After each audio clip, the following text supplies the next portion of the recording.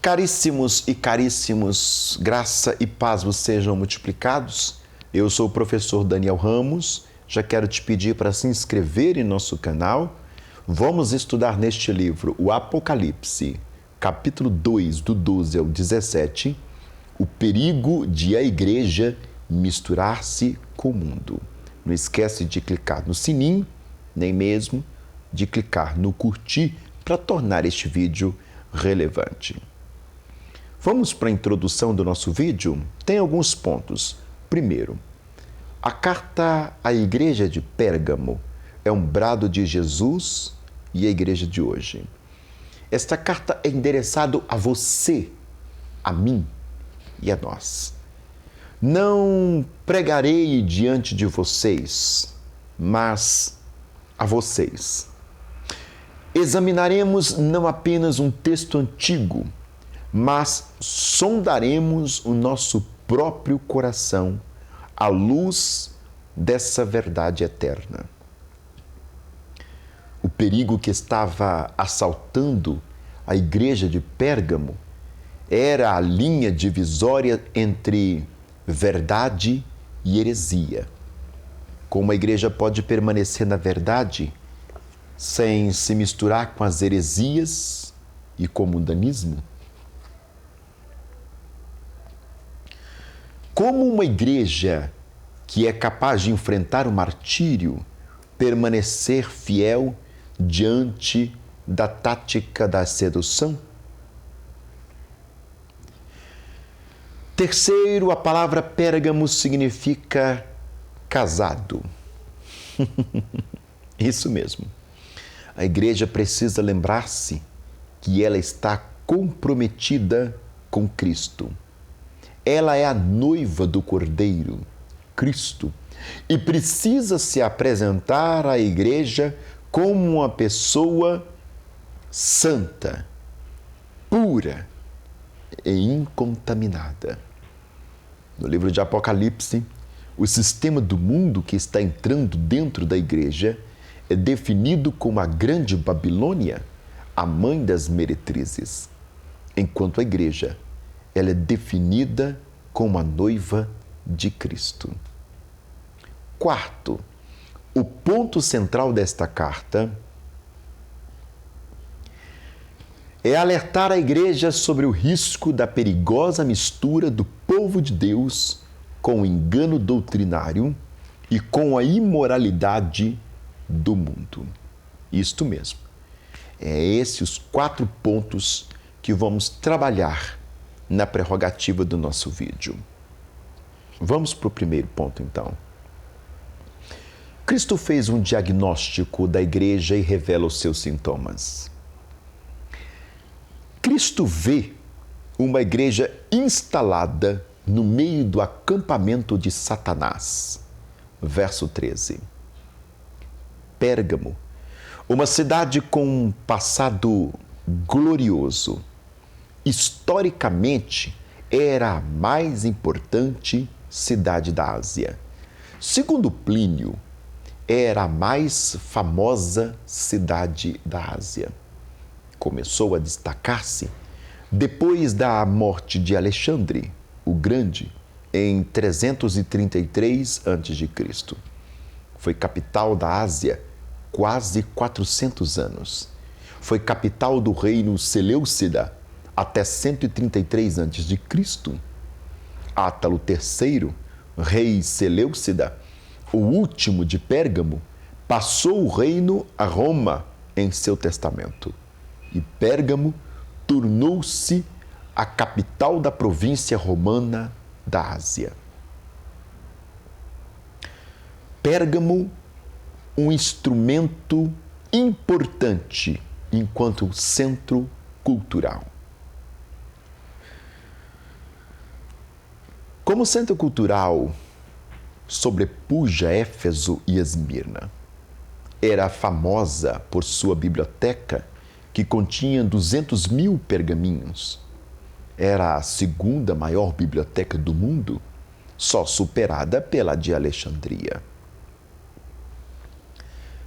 Pergaminho deriva-se de Pérgamo, o papiro do Egito, era o material usado para escrever. No século III a.C., Eumênes, rei de Pérgamos, resolveu transformar a biblioteca de Pérgamo, a maior do mundo. Convenceu a Aristófanes de Bizâncio, bibliotecário de Alexandria, a vir para Pérgamo. Ptolomeu, rei do Egito, revoltado, embarcou o envio de papiro para Pérgamo. Então, inventaram o pergaminho de couro alisado, que veio inclusive a superar o papiro. Pérgamo gloriava-se de seus conhecimentos e de sua cultura. Pérgamo também era um destacado centro do paganismo religioso. Aguenta que lá vem. Em Pérgamo ficava um grande panteão. Isso mesmo. Havia altares para vários deuses em Pérgamo. No topo da Acrópole ficava o famoso templo dedicado a Zeus, uma das 7 maravilhas do mundo antigo. Todos os dias se levantava a fumaça dos sacrifícios prestados a Zeus.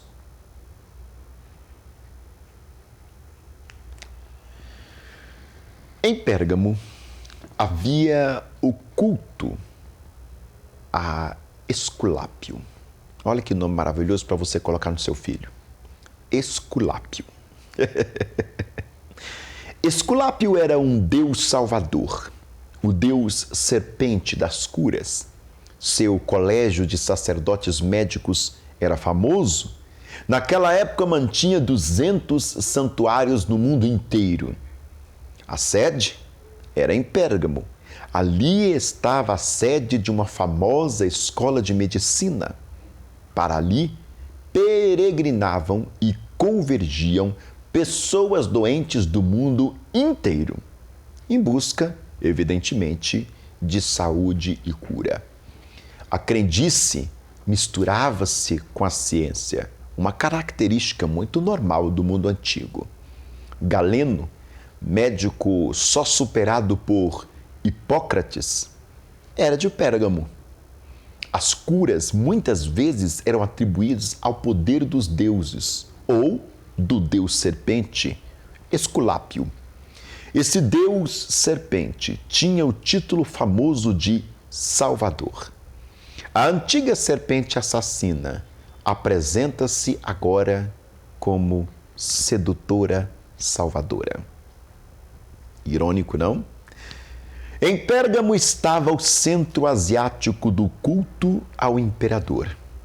O culto ao imperador era o elemento unificador para a diversidade cultural e política do império. No ano 29 a.C., foi construído em Pérgamo o primeiro templo de um imperador vivo, o imperador Augusto. O anticristo era mais evidente em Pérgamo do que o próprio Cristo. Desde 195 a.C., corrigindo, 195 a.C., havia templos à deusa Roma em Esmirna. O imperador encarnava o espírito da deusa Roma. Por isso, se divinizou a pessoa do imperador e começou a se levantar templos ao imperador. Uma vez por ano, os súditos deviam ir ao templo de César e queimar incenso, dizendo: César é o Senhor. Senhor em grego aí é Kyrie, né? Ou Kyrios. Depois podiam ter qualquer outra religião. Havia até um panteão, né? Um panteão para todos os outros deuses. Isso era um símbolo da lealdade a Roma, uma cidade eclética, de espírito aberto, onde a liberdade religiosa reinasse, desde que observasse os detalhes do culto ao imperador. Tudo podia. Em Pérgamo estava o trono de Satanás. Forte essa frase, né? Naquela cidade estava o trono de Satanás. Sim, ele não apenas habitava na cidade, mas estava lá o seu trono. O trono de Satanás não estava no edifício, como hoje sugere os defensores do movimento de batalha espiritual, esses besteiróis, mas no sistema da cidade. O trono de Satanás é marcado pela pressão e pela sedução. Onde Satanás reina, predomina a cegueira espiritual, floresce o misticismo, propaga-se o paganismo, a mentira religiosa, bem como a perseguição e a sedução ao povo de Deus.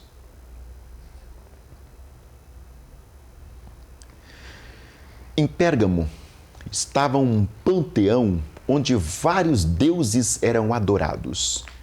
Isso atentava contra o Deus Criador. Em Pérgamo, as pessoas buscavam a cura através do poder da serpente, que nós falamos há pouco, Esculápio. E isso atentava contra o Espírito Santo, de onde emana todo o poder. Em Pérgamo estava o culto ao imperador, onde as pessoas queimavam incenso e adoravam-no como Senhor. E isso conspirava contra o Senhor Jesus, o Rei dos Reis e Senhor dos Senhores. Cristo não apenas conhece as obras da igreja e as suas tribulações, mas também conhece a tentação que assedia a igreja de Cristo. Conhece o ambiente em que ela vive. Cristo sabe que a igreja está rodeada por uma sociedade não cristã, com valores mundanos, com heresias nos bombardeando a todo instante. Quanta atualidade! Cristo vê uma igreja capaz de enfrentar até a morte, simplesmente por causa do seu nome. Isso mesmo, o nome de Jesus. Versículos 13.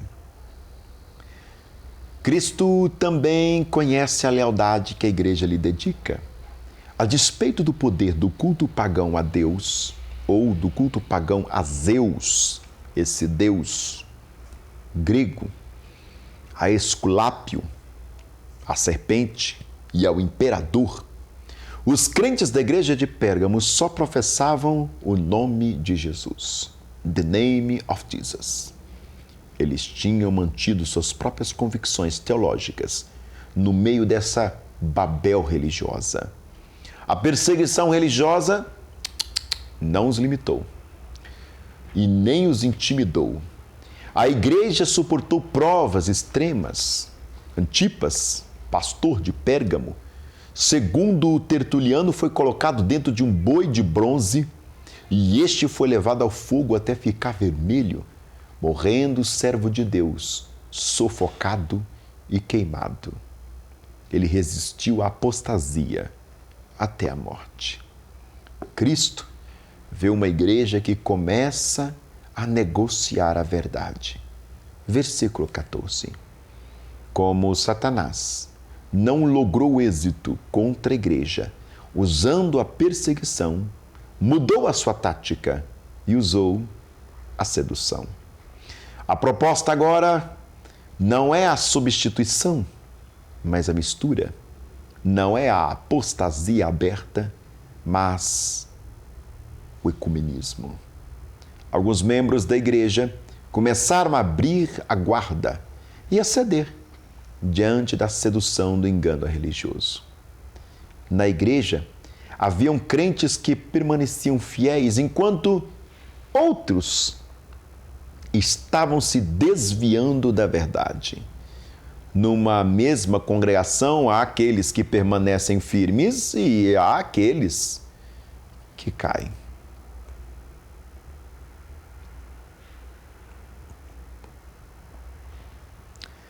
Cristo vê uma igreja que começa a ceder às pressões do mundo.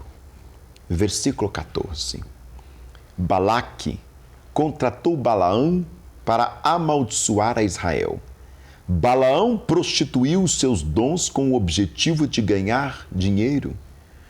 O Deus de Balaão era o dinheiro, mas quando ele abria a boca, só consegue abençoar. Então Balaque ficou bravo com ele. Aí, por ganância, aconselhou Balaque enfrentar Israel, não com um grande exército, mas com pequenas donzelas sedutoras. Aconselhou o quê? A mistura. Aconselhou o incitamento ao pecado. Aconselhou a infiltração. Uma armadilha. Assim, os homens de Israel participariam de suas festas idólatras e se entregariam à prostituição. E o Deus Santo? O Deus Santo se encheria de ira contra eles e eles se tornariam fracos e vulneráveis. O pecado, meu irmão, minha irmã, enfraquece a igreja. A igreja só é forte quando é santa. Sempre que a igreja se mistura com o mundo e adota o seu estilo de vida, ela perde o seu poder e sua influência. O grande problema da igreja de Pérgamo é que, enquanto uns sustentavam a doutrina de Balaão, os demais membros da igreja se calaram no silêncio estranho. A infidelidade aninhou-se dentro da igreja com a adesão de uns e o conformismo de outros. A igreja tornou-se infiel. Cristo vê uma igreja que começa a baixar o seu nível moral. Como eu disse para vocês, onde há paganismo ou sincretismo, concomitantemente há imoralidade. Eu venho falando isso em alguns vídeos. No versículo 15, eles ensinavam que a liberdade de Cristo é a liberdade para o pecado. Diziam, não estamos mais debaixo da tutela da lei. Estamos livres para viver sem freios, sem imposições, sem regras. Este simulacro da verdade era para transformar a graça em licença para a imoralidade, a liberdade em silenciosidade. Os nicolaítas ensinavam que o crente precisa ser diferente. Quanto mais ele pecar, mais será a graça. Quanto mais ele se entregar aos apetites da carne, maior será a oportunidade de perdão. Eles faziam apologia ao pecado. E até pior do que isso, há uma vida em pecado. Eles defendiam que os crentes precisavam ser iguais aos pagãos. Eles deveriam se conformar com este mundo. Quanto engano. Cristo odeia a obra dos nicolaítas. Ele odeia o pecado. O que era odiado em Éfeso era tolerado em Pérgamo. Segundo ensinamento que o nosso vídeo traz, Cristo faz um diagnóstico da igreja e identifica a fonte do pecado. Verso 13. Bom, a fonte do pecado é diabólico.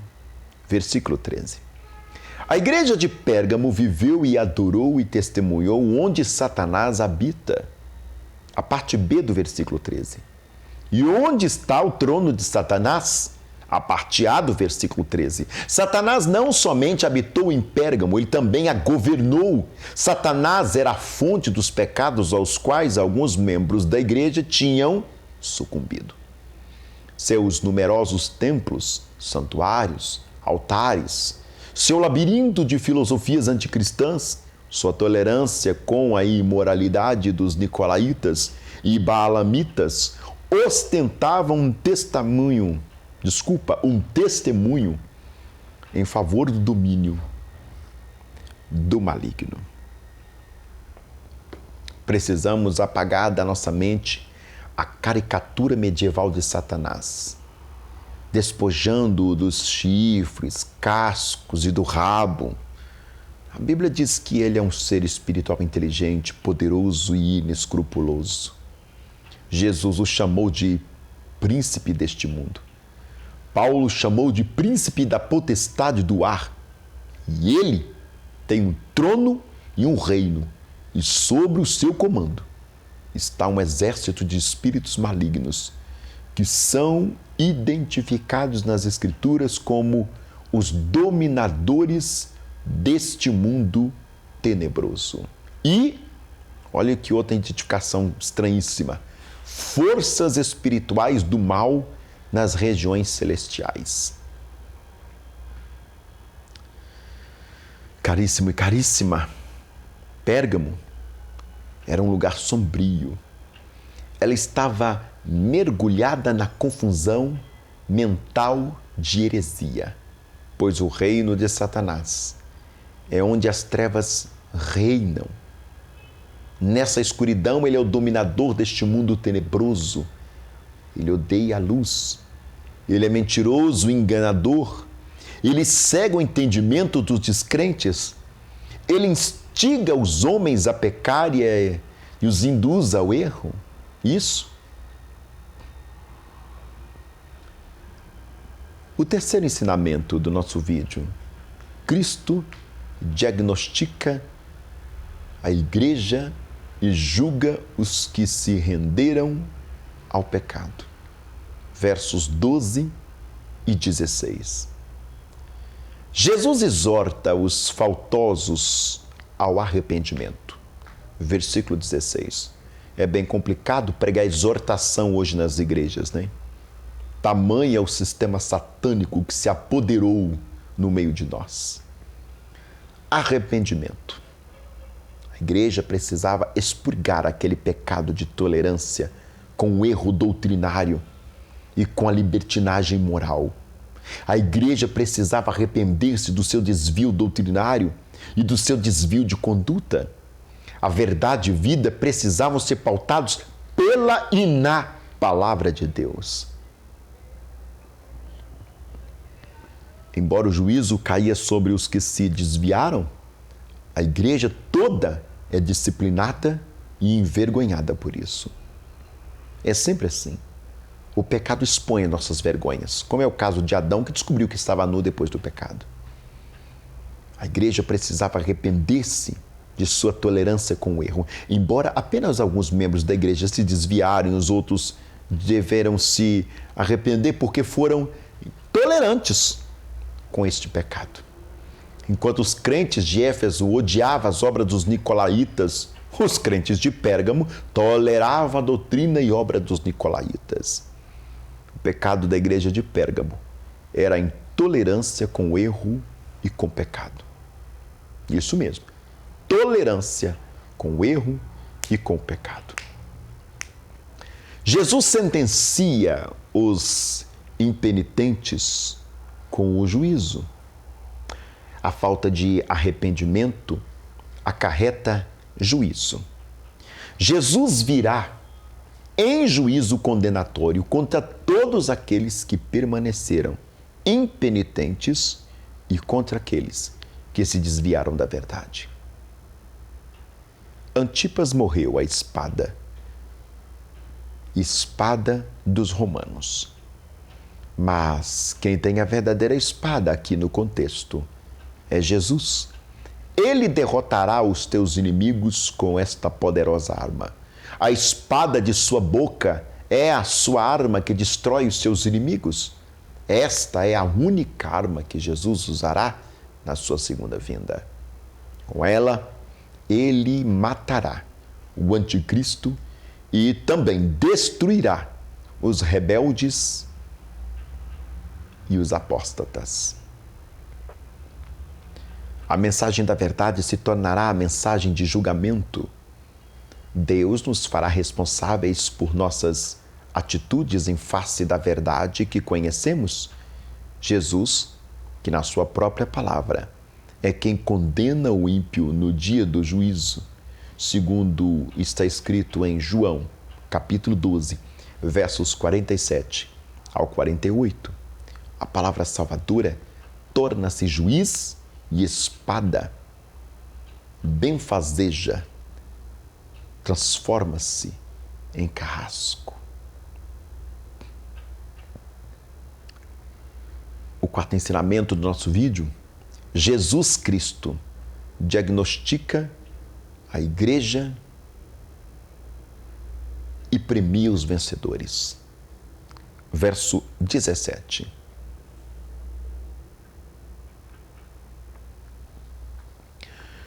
Os vencedores comerão do maná escondido. Verso 17. No deserto, Deus mandou o maná. Êxodo, capítulo 16, verso 11 ao 15. Quando cessou o maná, um vaso com maná foi guardado na arca e depois no templo. Êxodo 16, 33 e 34, e também vai lá em Hebreus 9, 4. Com a destruição do templo, conta uma lenda que Jeremias escondeu o vaso com maná numa festa ou numa fenda do Monte Sinai. Os rabinos diziam que, ao vir o Messias, o vaso com o maná seria recuperado. Receber o maná escondido significa desfrutar das bênçãos da era messiânica. O maná escondido refere-se ao banquete permanente que teremos no céu. Aqueles que rejeitaram o luxo das comidas idólatras nessa vida terão um banquete com as iguarias de Deus no céu. Bengel disse que diante desse manjar o apetite pela carne sacrificada a ídolos deveria desaparecer. O maná era o pão do Senhor. Êxodo 16, verso 15. Corrigindo, Êxodo, verso 16, verso 15. O cereal do céu. Salmo 78, 24. Era um alimento celestial. Os crentes não devem participar dos banquetes pagãos, pois vão participar dos banquetes no céu. Jesus é o pão vivo que desceu do céu. Os vencedores receberão uma pedrinha branca. Ela era usada nos tribunais para o veredito dos jurados. A sentença de absolvição correspondia a uma maioria de pedras brancas e a de condenação a maioria de pedras pretas. O cristão é declarado justo, inocente, sem culpa diante do trono de Deus. Era usado como bilhete de entrada em festivais públicos. A pedrinha branca é símbolo da nossa admissão no céu, na festa das bodas do Cordeiro e da Igreja. Quem deixa as festas deste mundo vai ter uma festa verdadeira, onde vai rolar alegria para sempre.